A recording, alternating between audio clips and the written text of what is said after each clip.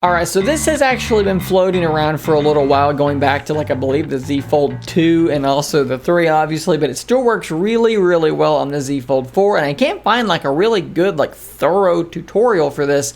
So we're going to cover it here today. As you saw in the thumbnail, we're about to make our Galaxy Z Fold 2, 3, or 4 really look just like a Nintendo DS, and it's really, really good. So the first thing you're going to do is you're going to click on the link in the description, and it's going to open up in Google Drive, and you're going to find the color that you like. So I just did black. So you're going to click on the little 3 dots and download, and if you want the portrait version, 3 dots and download. Next thing you're going to need is an emulator. Not just any emulator, but Drastic DS emulator. Install that. Now next, probably the Samsung File Explorer would have worked fine, but I prefer CX File Explorer, so we're going to go ahead and install that as well. Once that's done, let's open that up and let's go to our download folder, and you'll see I only downloaded one because I've already done this, so you'll see two. So what you're going to do from here is you're going to click on both of them, and you're going to click on Move.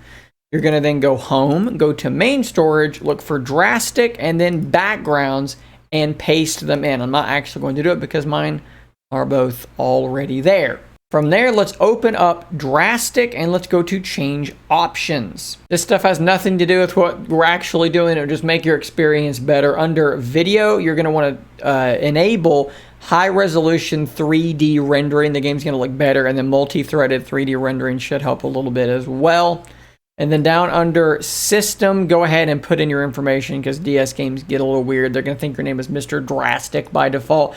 So then at that point, we're going to go back to our main menu here. Hopefully you have a ROM of some sort. I'm not telling you where to get DS ROMs, but at any rate, there you go. Click on continue or load new game to load in. You can see mine is screwed up because I'm holding it incorrectly.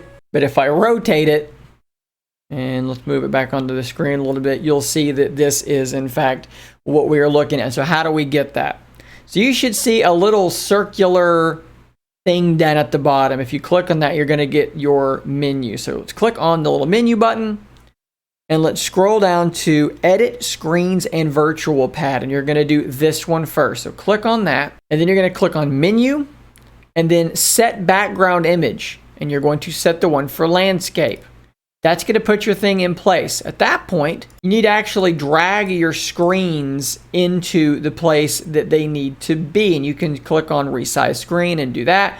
Then you can click on Menu and do Edit Controller Layout, and you can drag them where you want them to be and click on them and click Resize and get them exactly as you want them. Now, once that is done, you're going to click on Apply, and then you're going to click on Menu and then Save as Global Layout. That will have you set up. Now, you're going to have to do the same thing again whenever you are done. So back out, Edit Virtual, and then do Portrait one by one. And you're going to want to make sure that you're not like this. You're going to want to make sure that your phone is closed, else it's not going to line up correctly.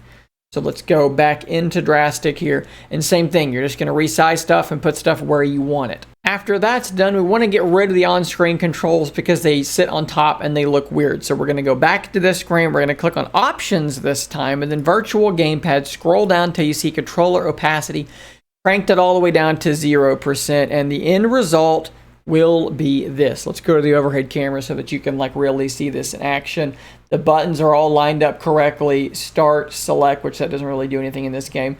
But I mean, look, it works really, really well. You can use this as a quote-unquote touchscreen down there at the bottom.